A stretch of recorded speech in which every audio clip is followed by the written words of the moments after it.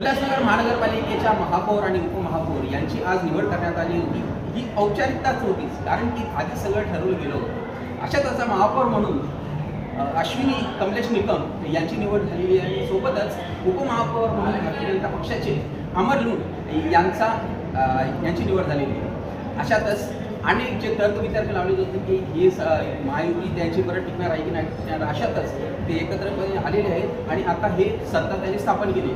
यावेळी बोलताना खासदार श्रीकांत शिंदे हे चाणक्य ठरलेले आहेत, कारण त्यांनीच हे सगळं घडवून आणलं असल्यामुळे त्यांनी सांगितलं की या महानगरपालिकेला काय कल्याणमध्ये मला कुठल्याही प्रकारचा विरोधी राहिले नाही.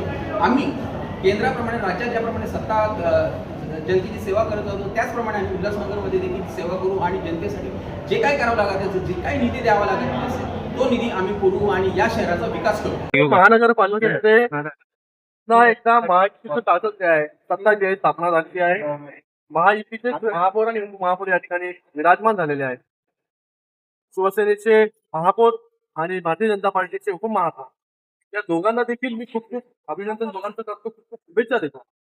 आणि महापौरपदी लाडकी बहीण या ठिकाणी विराजमान झालेली आहे. खास करून तिचं खूप अभिनंदन करतो, तिला खूप खूप शुभेच्छा देतो की लाडकी बहीण योजना तर सरकारने आणली, पण आज लाडक्या बहिणीच्या हातामध्ये खऱ्या अर्थाने नेतृत्व देण्याचं काम जे आहे ते उल्हासनगर महानगरपालिकेमध्ये झालेलं आहे. आता मी कल्याण डोंबिवली महानगरपालिकेमध्ये गेलो होतो, तिथे देखील शिवसेनेच्या त्या महापौर पदाच्या उमेदवार आता ज्या महापौर झालेल्या त्या देखील महिला आहेत, त्या देखील लाडकी बहीण आहे. आणि ठाणे महानगरपालिकेचा काळा देखील लाडकी बहीणच आखणार आहे. म्हणजे ठाणे, कल्याण डोंबिवली, उल्हासनगर ह्या सगळीकडे लाडक्या बहिणींच्या हातामध्ये जे आहे नेतृत्व देण्याचं काम आज माननीय मुख्य नेते एकनाथ शिंदे साहेबांनी या ठिकाणी केलेलं आहे.